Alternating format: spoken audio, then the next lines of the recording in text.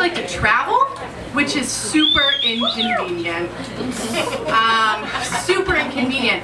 And right now, I was just telling someone I'm dating 3 guys right now. They're all named Tyler. It's also super inconvenient. But the way that those 2 things converge is that there's one Tyler that I particularly like, but he is in Canada right now. So the joke that I like to make is that I typically have a type, and that type is Jewish engineers. I love me a good Jewish engineer, all right?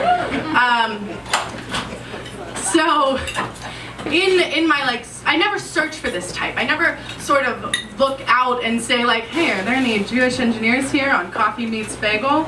You know, it's not like what I put out into the world, but it's just kind of what comes back to me, along with guys who are super unavailable and who like to travel. So I have really bad luck in relationships, I guess you could say, and it's kind of just putting that bad luck into your minds is where I would want to start this story. So there was one time that I was texting this guy named Tyler, and I was like, hey Tyler, would you like to maybe meet up sometime and have some friendly chit chats? I'm PGing this story for you all. Some friendly chit chats, and he was like, wow, Mary, long time no talk. And I was like, long time no talk, we friendly chit-chatted just a week ago. But then I looked at my phone and I realized it was not that Tyler. And so I was like, yeah, you're right, long time no talk. And yeah, like, great to talk to you again. And we start talking and I realized I actually really like this guy. And we're actually, like, the more that we talk, the more that I'm like, why do we ever stop talking? Because it's been like 7 months.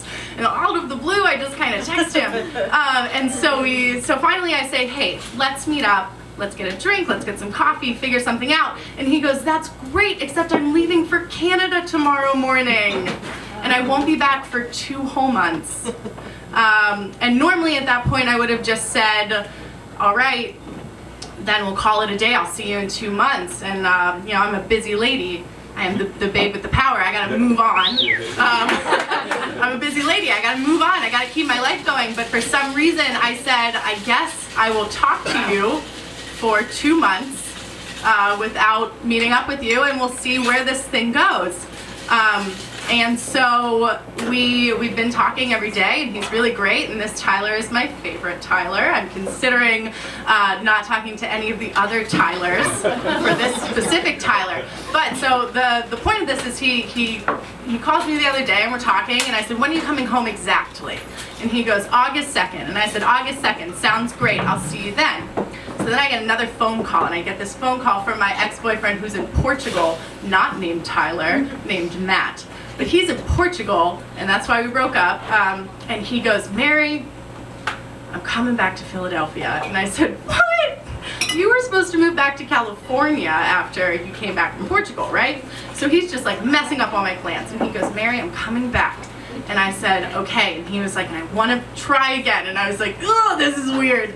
And I said, well, we'll talk about it. When are you coming home? And he goes, August 2nd. I went, great, this is exactly what I wanted. I love this. So then, in the meantime, I've met this other person named Adam. As you can tell, I'm really bad at making decisions. And this guy named Adam, he's great, he's awesome, he's a musician, well, he is an engineer. I've been told multiple times he's not Jewish. Sober Mary knows that, drunk Mary refuses to admit it.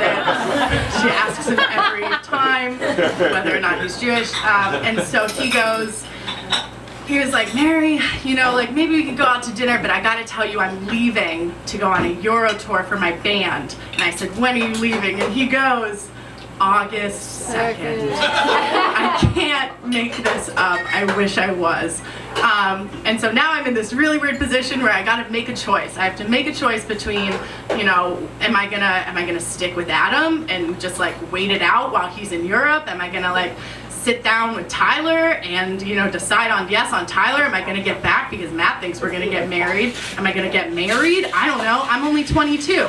I'm still really, really, really en route on my life.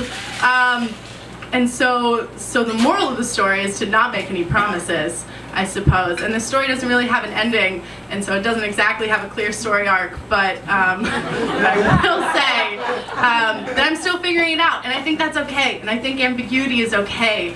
And I'm not mad that there's a Matt and a Tyler and 2 other Tylers that I have to let down very, very gently. And also an Adam that I have to figure things out with. And I'm still figuring it out, and I'm still on the journey, and I'm happier to be on the journey than I ever thought I would be.